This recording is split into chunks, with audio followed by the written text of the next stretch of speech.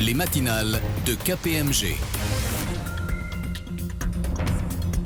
Bonjour à toutes et à tous, bienvenue sur les ondes de Radio KPMG. C'est un plaisir de vous retrouver en ce mardi 2 juillet 2024 pour notre dernière matinale de la saison. Vous le savez, cette émission est destinée à faire le tour de l'essentiel de l'actualité comptable, financière et extra-financière du mois.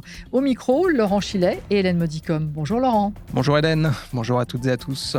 Aujourd'hui, nous allons décrypter la loi Holroyd, une loi qui vise à faciliter le financement des entreprises et à améliorer l'attractivité de la France. Ce nouveau texte, Laurent, est entré en application mi-juin, juste avant le couperet de la dissolution de l'Assemblée nationale. Oui Hélène, ce texte, encore appelé Loi sur l'attractivité de la place de Paris, a échappé de peu aux oubliettes. Émission d'action à droit de vote multiple, plus grande liberté laissée aux émetteurs dans les augmentations de capital, digitalisation des relations au sein des conseils d'administration et des assemblées générales, etc. Cette nouvelle loi a pour ambition de moderniser le droit des sociétés et de le rendre plus concurrentiel par rapport aux pays européens notamment. Il est donc important de le présenter dès maintenant à nos auditeurs. C'est pourquoi, Hélène, vous recevrez au micro de Radio KPMG dans quelques instants un expert dans ce domaine, à savoir Alain Couret, membre du conseil scientifique de KPMG Avocats et professeur émérite de l'école de droit de la Sorbonne. Mais avant cela, Laurent, nous allons débuter cette matinale avec le journal de la rédaction, un journal qui sera aujourd'hui particulièrement bref. Oui, en ce début de période estivale, un seul sujet est à la une de l'actualité comptable. Un projet de règlement relatif à la comptabilisation des produits des ventes de biens et services que l'autorité des normes comptables a mis en consultation. Et nous ne manquerons pas, comme à l'accoutumée, à la fin de ce journal, de prodiguer nos conseils de lecture et d'écoute. Le journal. Entamons ce journal avec l'actualité comptable française et ce projet de règlement sur le chiffre d'affaires que l'ANC vient de mettre en consultation. Mais en fait, Laurent, ce projet n'est pas nouveau et on peut dire que l'autorité a remis l'ouvrage sur le métier. Oui, vous avez raison Hélène. Dès 2016, l'ANC a commencé à réfléchir à la question de la comptabilisation du chiffre d'affaires qui est assez lacunaire en règle française. D'ailleurs, pour mémoire, un premier projet de texte avait été soumis à une consultation publique en 2019. Puis est arrivée la pandémie de Covid-19, qui a donné lieu à de nombreuses questions sur la comptabilisation des produits et au regard des réponses reçues lors de la première consultation, l'ANC a repris ses travaux, avec l'objectif de donner une définition précise du chiffre d'affaires et de définir les modalités de comptabilisation des produits de vente de biens et services hors contrat long terme. Et qu'en ressort-il ? Il en ressort que l'ANC a conduit ses travaux dans le but d'énoncer expressément les principes de comptabilisation des produits des ventes sur la base de la doctrine et de la pratique existante et à des fins de sécurisation et d'harmonisation pour les entreprises. L'ANC souhaite qu'une démarche structurée, par étapes, proche de ce qui se pratique déjà avec IFRS 15, soit mise en place, avec notamment l'identification du livrable, l'affectation du prix du livrable, le rythme de comptabilisation, etc., avec toutefois l'exercice du jugement. Ici, il s'agit de reprendre dans les dispositions réglementaires les principes existants pour préciser la date à laquelle un produit doit être comptabilisé, ainsi que le montant à prendre en compte à ce titre. Étant rappelé encore une fois que ce projet ne concerne pas les contrats long terme. Ce nouveau projet de texte est soumis à une consultation publique ouverte jusqu'au 31 octobre 2024. Faites donc entendre votre voix sur ce projet de règlement qui porte sur un sujet universel.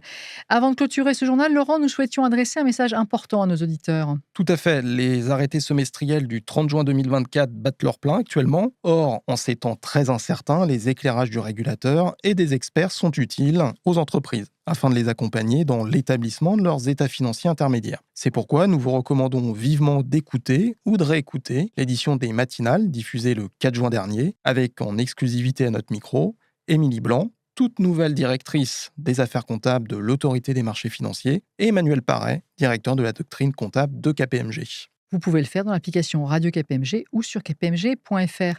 Quels sont vos conseils de lecture ce mois-ci, Laurent ? Alors Hélène, au-delà du traditionnel numéro d'IFRS en bref, l'EFRAG a publié 3 guides portant sur des sujets dont la mise en œuvre compte parmi les plus difficiles des ESRS, à savoir la double matérialité, la chaîne de valeur et les points de données, sous la forme d'une liste complète des exigences de publication, ou DR, et des points de données, ou DP, des normes existantes. Ensuite, l'EFRAG toujours a rendu public 44 nouvelles questions-réponses relatives aux normes ESRS, en complément des 24 déjà publiées. Ces questions portent pour l'essentiel sur ESRS 1, puis ESRS 2 et enfin sur l'environnement et le social. De son côté, l'autorité des normes comptables a publié mi-juin également son deuxième opus sur le déploiement des ESRS, en l'occurrence E4, S2, S3, S4 et G1. Il reprend également les thématiques traitées dans son premier guide, publié en décembre 2023. Attention toutefois, ce guide n'a pas de valeur juridique. Ce journal qui fut bref s'achève. Un grand merci à vous, Laurent, d'avoir été à mes côtés tout au long de la saison pour présenter cette belle émission. Plaisir partagé, Hélène, et je vous retrouverai avec plaisir à la rentrée, ainsi que nos auditeurs, pour une nouvelle saison des matinales. Très bel été à toutes et à tous. Et pour ma part, je vous retrouve dans un instant avec notre invité. Le dossier du mois.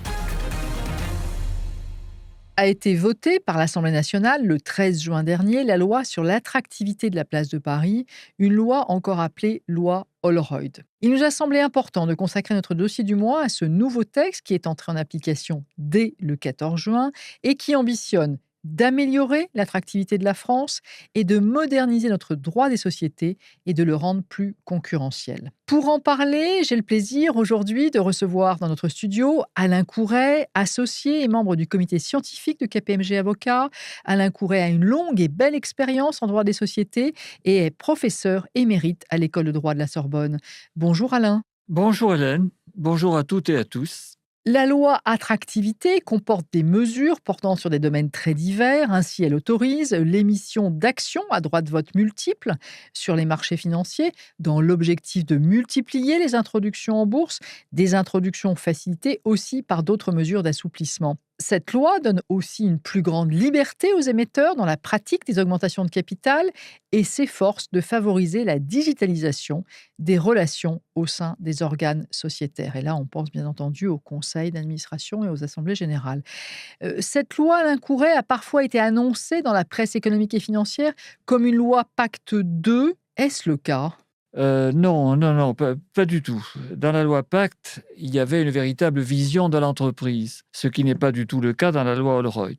Les plus anciens se souviennent de la loi NRE, qui était un texte dans lequel on avait regroupé un certain nombre de projets qui traînaient dans les tiroirs des ministères et qui, à la fin, avait donné un résultat qui a marqué les esprits. La loi Holroyd, c'est un peu la même démarche.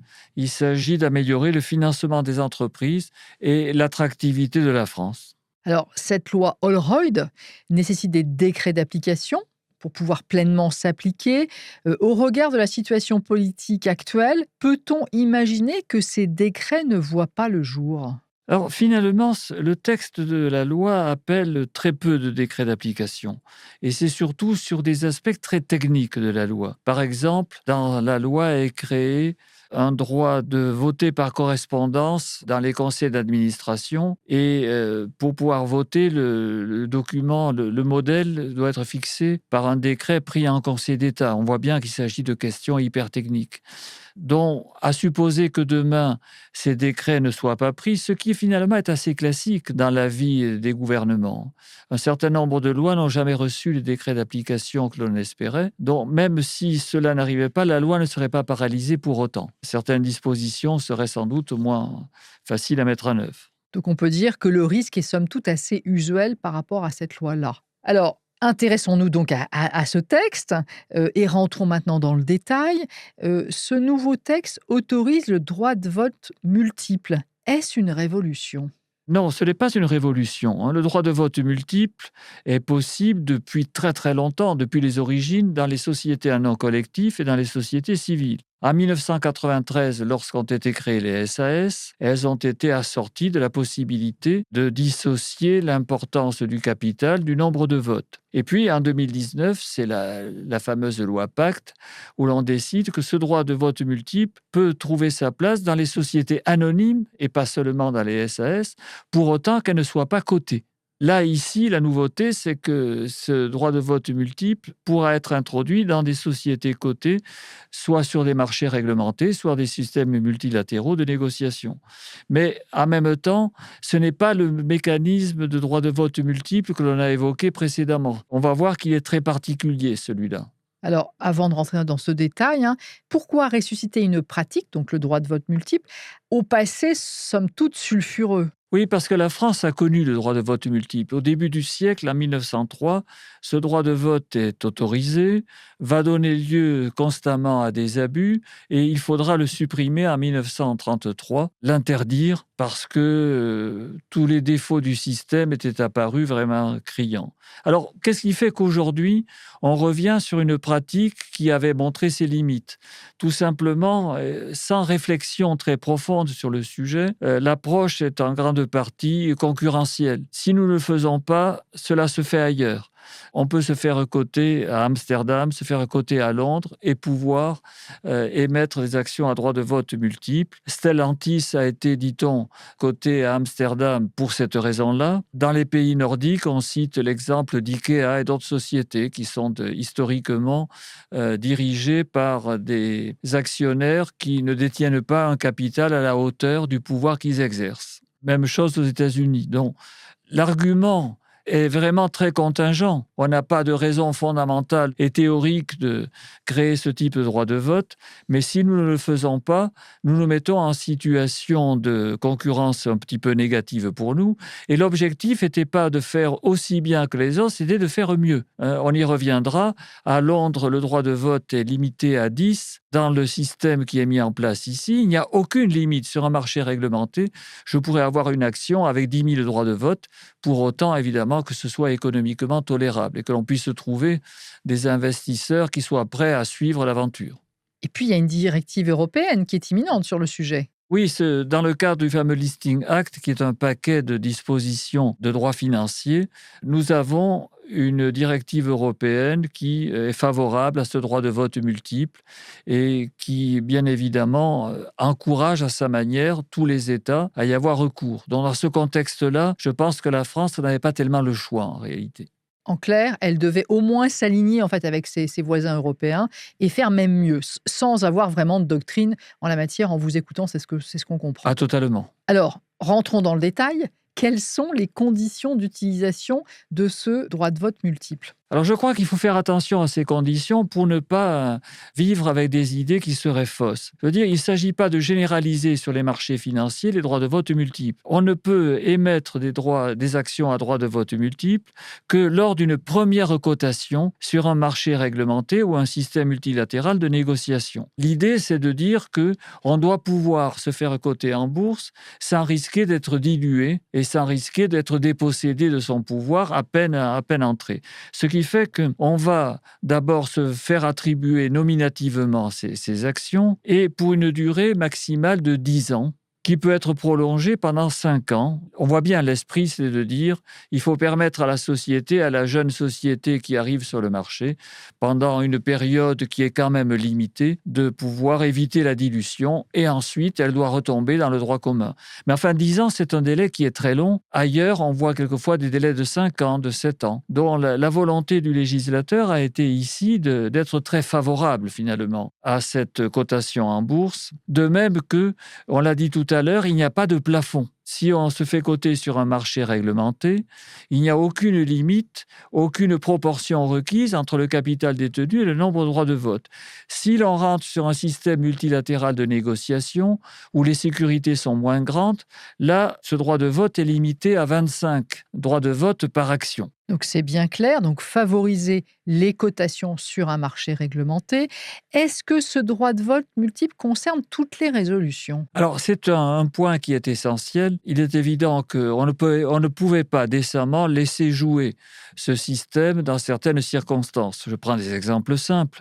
S'il s'agit par exemple de la nomination d'un commissaire aux comptes, il est évident que si on fait jouer les droits de vote multiples, le commissaire aux comptes sera désigné exclusivement par des actionnaires dotés de cette prérogative. Et donc, il faut désactiver dans ce cas-là. Même chose également pour l'approbation des comptes. L'approbation des comptes suppose quand même que chacun ait le droit de vote qu'ont les autres. Je pourrais donner d'autres exemples. À l'heure où l'on vote sur les conventions réglementées, par exemple, à l'heure où l'on vote sur le say on pay, à l'heure où l'on modifie les statuts, sauf le cas des augmentations de capital qui est particulier. Dans tous ces cas-là, il est logique que ce droit de vote multiple soit automatiquement désactivé, et il est obligatoirement. En revanche, il est des cas dans lesquels on a laissé aux sociétés la liberté de décider s'il y avait des activations ou pas. Par exemple, dans le cas où la société est visée par une offre publique d'achat, si nous avons une assemblée qui a pour but de mettre en œuvre des défenses anti-OPA, il est assez normal dans ce cas-là que le droit de vote multiple soit désactivé. De même, à supposer que l'offre publique d'achat est réussie, lors de la première assemblée qui suivra cette offre publique, le droit de vote peut être désarmé, ce droit de vote multiple, pour autant que l'initiateur de l'OPA détienne 75% quand même du capital assorti de droit de vote, c'est-à-dire arrive avec quand même la pleine maîtrise des choses. Et il est logique que dans ce cas-là, on ne le paralyse pas en faisant que les droits de vote multiples soient neutralisés. Alors, une question de détail, mais qui peut être importante. Est-ce que ce droit de vote multiple peut être cédé ou transmis ? Il est évident qu'il ne peut pas être cédé ou transmis. C'est une prérogative personnelle qui avait pour but, on l'a dit tout à l'heure de la cotation, de permettre aux fondateurs de la société de ne pas être dilués. Ce droit n'est pas cessible et il ne peut pas être transmis automatiquement dans le cas d'une succession, par exemple, ou dans le cas d'une liquidation de régime matrimonial. Mais ça nous intéresse moins, mais c'est surtout dans la problématique des fusions. C'est-à-dire que l'absorbante ne pourra pas recevoir le droit de vote multiple qui était dans l'absorbé. Le droit est immédiatement éteint dans ces circonstances-là. C'était important de le préciser. Comment ce droit de vote multiple s'articule-t-il avec le droit de vote double ? En fait, en sous-jacent, la question, c'est quelle différence y a-t-il entre un droit de vote double et un droit de vote multiple ? Alors, je crois qu'il faut bien comprendre cette différence. Le droit de vote double est une prérogative qui a été consentie à des actions qui, dès l'instant où elles remplissent les conditions requises, c'est-à-dire en général 2 années d'inscription au nom du même titulaire, toutes ces actions automatiquement reçoivent un droit de vote, ce droit de vote double. Il n'y a pas de sélectivité. On ne peut pas choisir les bénéficiaires. C'est un phénomène totalement objectif. Alors que le droit de vote multiple, on l'a vu, lui est sélectif. Il est accordé à certains seulement. Ce qui, évidemment, va nous poser un premier problème, c'est de savoir comment va-t-on cumuler tout ça. Est-ce que, par exemple, un actionnaire qui a un droit de vote multiple, qui a par exemple 500 droits de vote pour une action, est-ce que dès lors qu'il est depuis 2 ans titulaire de ces actions, va pouvoir avoir 1000 droits de vote, c'est-à-dire le double? Est-ce qu'on peut combiner les 2 formules? Et là, la loi là-dessus est très nette, les 2 ne sont pas compatibles. Ou bien j'ai un droit de vote multiple et je n'ai pas d'accès au droit de vote double, ou bien si j'ai un droit de vote double, je ne peux pas avoir d'accès au droit de vote multiple. Maintenant, supposons que, suite à un phénomène que j'évoquais tout à l'heure, c'est-à-dire que, par exemple, l'action se trouve être cédée, ou supposons que je ne puisse plus bénéficier de ce droit de vote pour d'autres raisons, il ne sera pas normal que je ne puisse pas avoir accès à un droit de vote double comme tout actionnaire. Ce qui veut dire que, dès l'instant où j'ai perdu ces droits de vote multiples, je me retrouve avec la possibilité d'avoir un droit de vote double. Alors, droit de vote double, droit de vote multiple, mais l'égalité des actionnaires dans tout ça, qu'est-ce qu'il en reste ? L'égalité entre actionnaires a toujours été une égalité par catégorie. Il n'y a pas d'égalité entre tous les actionnaires. Il a toujours été possible de sélectionner et d'avoir des catégories. Maintenant, ce qu'il faut quand même bien voir, c'est que derrière ces possibilités de multiplication qui sont assez extraordinaires, il y a quand même la loi du marché. Encore faut-il que je puisse trouver des investisseurs qui, eux, n'auront que un droit de vote simple et qui accepteront de m'accompagner dans l'aventure. Ce qui veut dire qu'il arrive un moment où l'inégalité porte naturellement ses conséquences négatives. Et d'ailleurs, on l'a vu avec le droit de vote double, où un certain nombre de très grandes sociétés du CAC 40, ça a été le cas pour Total Energy, ça a été le cas pour l'Air Liquide, qui ont décidé de renoncer au droit de vote double, qui sont automatiques dans les sociétés cotées, parce qu'ils avaient constaté que cela faisait fuir des investisseurs étrangers. Donc, c'est la loi du marché qui décidera. Donc, à la fin des fins, c'est quand même la loi du marché qui décidera. Plus largement, n'assiste-t-on pas à un sacrifice des actionnaires individuels, des petits porteurs ? Oui, dans la mesure où si le droit de vote multiple, par exemple, devient trop considérable, les petits porteurs se retrouvent sans pouvoir aucun, sans aucune prérogative, avec un droit de vote qui ne vaut rien, en fait. Et ils seront forcément les victimes. Mais le problème, c'est que la loi Holroyd avait pour objectif, justement, de rogner un petit peu, pour parler vulgairement, les droits des petits porteurs, parce que si à une certaine époque, on a considéré que le marché avait besoin des petits porteurs, parce qu'on constatait une disparition progressive, aujourd'hui, la tentation est de considérer plutôt que l'actionnaire est surtout un institutionnel et que les petits actionnaires sont quelquefois des obstacles au financement des grandes entreprises. Dans ce texte, on trouve aussi la suppression de la tranche retail obligatoire dans les introductions en bourse. De quoi s'agit-il exactement? Alors l'idée au départ, c'était de dire que lorsque l'on s'introduit en bourse, on doit réserver une tranche de 10% au profit des petits porteurs, des particuliers. C'est une idée qui a eu son heure de gloire, c'était le début des années 2000. On en a rediscuté en 2014 sans revenir sur ce principe. Et puis là, l'AMF, un petit peu avant la loi Holroyd, mais en annonçant que ça avait un lien avec la loi Holroyd, l'AMF a décidé que cette tranche qui devait être offerte à des actionnaires, à des petits porteurs, n'était plus obligatoire. Et les sociétés pouvant toujours l'offrir, n'en est pas la question, mais il n'y a plus d'impérativité ici. Et tout ça pour favoriser évidemment l'accès des professionnels de l'investissement, sachant que la tranche réservée aux petits porteurs compliquait un petit peu les opérations. Et quels sont les avantages attendus de cette suppression, Alain Couret? Une simplification des opérations, un peu plus de rapidité sans doute. Alors, de nombreuses dispositions de la loi Holroyd concernent les augmentations de capital avec des assouplissements, en fait. Oui, là encore, on ne peut pas rentrer dans le détail technique parce que tout ceci fait appel, ce sont des mesures qui sont pas toujours simples à comprendre, même par des professionnels de la matière. Disons simplement, l'idée, c'est au fond de favoriser les augmentations de capital sans droit préférentiel de souscription. Alors, on sait bien que les actionnaires sont très attachés à ce droit préférentiel de souscription, mais qui apparaît lui aussi comme un frein à la réalisation des augmentations de capital. Et on voit bien que la tentation de notre droit depuis des années, c'est de favoriser ces augmentations sans DPS. Et la loi ici apporte un certain nombre de petites modulations techniques dans le cadre justement d'augmentation de capital sans DPS. Oui, parce que ces DPS se réalisent de manière générale au détriment des petits porteurs. Ben oui. Autre sujet qui est important dans cette loi, durant la pandémie de Covid, on a beaucoup dématérialisé, on était contraints, que ce soit la tenue des conseils d'administration et des assemblées générales. Depuis lors, donc depuis le Covid, depuis 2020, il existait une forte demande pour certains de ces pratiques, au demeurant favorables à la protection de l'environnement. On se déplace beaucoup moins et on imprime beaucoup moins de papier. La loi Holroyd œuvre-t-elle en ce sens? Alors, la loi est assez timide sur ces sujets. On avait, Hélène venait de le dire, on avait une forte demande, surtout de l'AMF. Hein. C'était plus les autorités qui demandaient évidemment que les sociétés. À cela près que il y a, je crois, deux questions à distinguer. Il y a un point sur lequel, au fond, tout le monde était d'accord, et les émetteurs et l'AMF. C'est l'assouplissement du fonctionnement des conseils d'administration et des conseils de surveillance.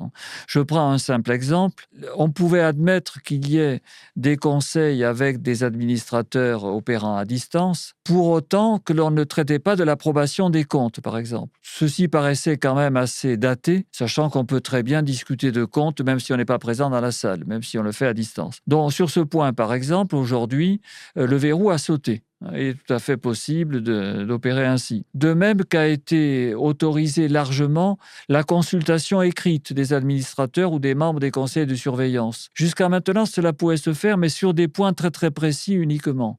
Alors que là, on a une autorisation très large, ce qui permet d'éviter de réunir des conseils qui souvent sont composés de membres qui habitent dans le monde, souvent loin du lieu de réunion, pour des questions qui étaient souvent des petites questions, des sujets qui étaient dérisoires, mais de la compétence du Conseil. De même également que, sans que l'on ait trop compris quelle est la portée de l'innovation, la loi nouvelle autorise le vote par correspondance pour les réunions de conseil d'administration ou de conseil de surveillance, modalité qui est assez nouvelle. Mais tout ça part de l'idée qu'il faut fluidifier le fonctionnement de ces organes. Donc, sur ce point, je veux dire, il y a un consensus général.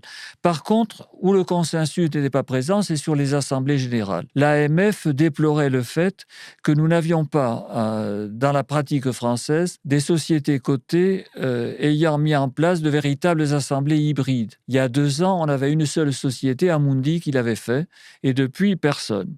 Et là, la loi, en réalité, n'impose rien en ce domaine. La loi nous dit que l'auteur de la convocation de l'Assemblée générale peut indiquer que l'Assemblée sera une assemblée hybride et donc que les actionnaires pourront participer en direct et à distance au fonctionnement de l'Assemblée, ce qui supposera que la société mette en place une plateforme, mette en place un système. Mais tout ceci, elle ne le fait que si elle veut le faire. Il n'y a aucune obligation. Et donc, on peut penser que les choses ne seront pas aussi fréquentes que ce que l'on pourrait imaginer.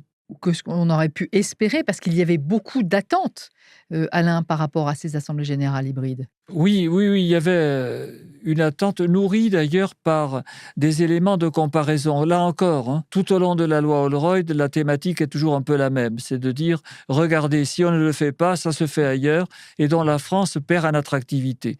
Et on sait très bien qu'à Londres, par exemple, un certain nombre de sociétés tiennent des assemblées hybrides. C'est vrai au Canada ou aux États-Unis, où on a même des assemblées qui sont totalement dématérialisées pour des sociétés cotées. Et donc, on voyait régulièrement désigner ces exemples étrangers. Aux Pays-Bas, on avait vu des sociétés qui avaient ce type d'assemblée générale qui, a priori, permettent à des actionnaires totalement éloignés de participer. Mais quel est le fond du sujet par rapport à ces assemblées générales hybrides, Alain ? Alors, pourquoi une résistance ? Pourquoi la résistance d'un certain nombre d'acteurs et de grandes sociétés cotées? En réalité, je crois qu'il y a deux raisons. La première est le fait que notre droit considère qu'un dirigeant peut être révoqué sur incident de séance, sans que cette révocation ait été inscrite à l'ordre du jour. Ce qui veut dire que n'importe quel actionnaire présent dans la salle peut provoquer l'incident de séance et demander la révocation d'un dirigeant. Autant dire que ce genre de prérogative, personne ne souhaite trop l'avoir entre les mains d'actionnaires qui seraient à l'étranger, tranquillement installés chez eux dans leur canapé et qui n'encouraient aucun risque dans ce genre de demande. Donc c'est un argument qui est quand même extrêmement fort. Le deuxième argument tient au fait que jusqu'à ce jour, les majorités dans les grandes sociétés cotées émergent du vote par correspondance. À l'heure où commence l'Assemblée, on sait déjà le résultat, quasiment. Si demain se multiplient les possibilités de vote à distance, il est évident qu'on risque d'avoir des déplacements de majorité, surtout à une époque où l'on constate que dans les assemblées générales, les majorités ont tendance à baisser. La majorité des 95 ou 98% qui était un petit peu la règle, aujourd'hui font place à des résolutions qui sont adoptées à 67%, à 60%, et on en a vu même à un peu plus de 50%, à une époque très récente. Et donc, dans ce cas-là, il est évident que des votes à distance, qui n'auraient pas pu être véritablement anticipés, seront à même de déplacer la majorité. Et donc, il y a là effectivement un risque qui peut inquiéter un certain nombre de sociétés. Si on poursuit l'étude de ce texte, on voit que la loi Holroyd, habilite le gouvernement à procéder par ordonnance, notamment pour le fractionnement des valeurs mobilières, et donc autoriser l'émission de fractions d'actions. Alain, pourra-t-on acheter bientôt des fractions d'actions sur Euronext Paris, sur la place financière de Paris, pour dire les choses autrement ? Alors, je ne sais pas si on pourra le faire rapidement parce que c'est une opération qui est compliquée en soi. Les actions sont indivisibles en droit français. Et donc, par conséquent, organiser la division, ce n'est pas très, très simple parce qu'il faut régler un certain nombre de problèmes techniques. S'agissant du droit dividende, ce n'est pas trop difficile, à la limite. Une action qui est un dixième d'action aura droit à un dixième du dividende. Là, c'est assez simple. Mais comment va-t-on traiter la question du droit de vote ? Est-ce qu'on va avoir des fractions de droit de vote? Sans doute pas.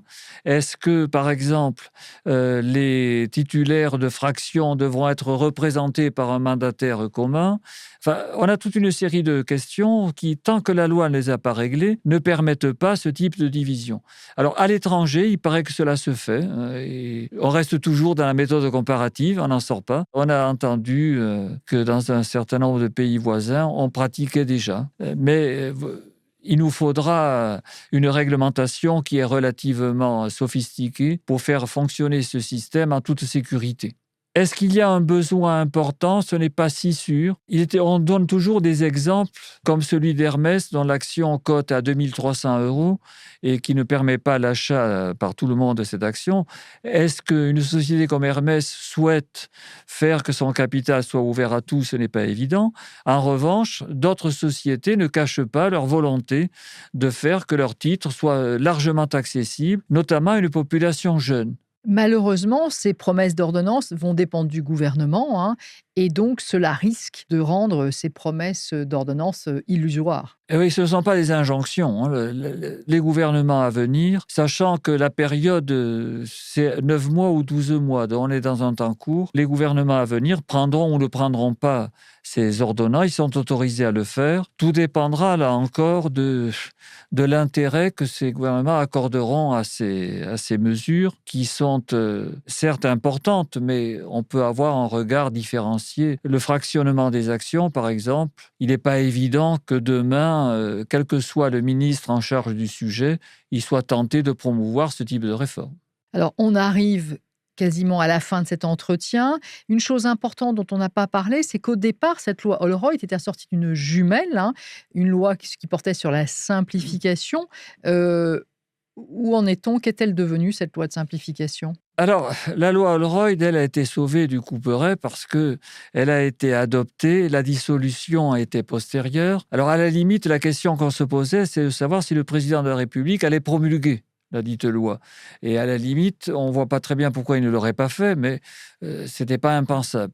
La loi de simplification, qui était la loi jumelle en quelque sorte, est tellement jumelle qu'on confondait beaucoup pendant un temps. Elle a été votée en première lecture par le Sénat et puis la dissolution de l'Assemblée est intervenue. Ce qui veut dire que cette loi disparaît et que même si demain un nouveau pouvoir souhaitait la remettre à l'ordre du jour, il faudrait recommencer la démarche tout à fait au départ, puisque même la première lecture au Sénat, cette première lecture est à oublier. Le travail qui a été fait et qui était important, ce travail serait à oublier. Mais il est probable que le vœu de simplification est un vœu qui est un vœu largement partagé aujourd'hui. Et je pense que, quels que soient les gouvernements qui demain seront en charge des affaires publiques, il sera nécessaire de reprendre cette thématique auquel beaucoup d'acteurs sont attachés. Et donc, il est vraisemblable que ces demandes de simplification se feront, mais sous un autre pavillon. Un grand merci à vous, Alain Couret, pour vos éclairages toujours lumineux et votre sens et votre goût de la pédagogie. Nous espérons que nous avons expliqué avec le plus de simplification et de manière la plus éclairante cette nouvelle loi Holroyd. Je souhaite une pause estivale reposante à toutes celles et à tous ceux qui ont la chance de prendre des vacances cet été et j'espère vous retrouver tous en forme en septembre prochain. À bientôt. Les matinales de KPMG.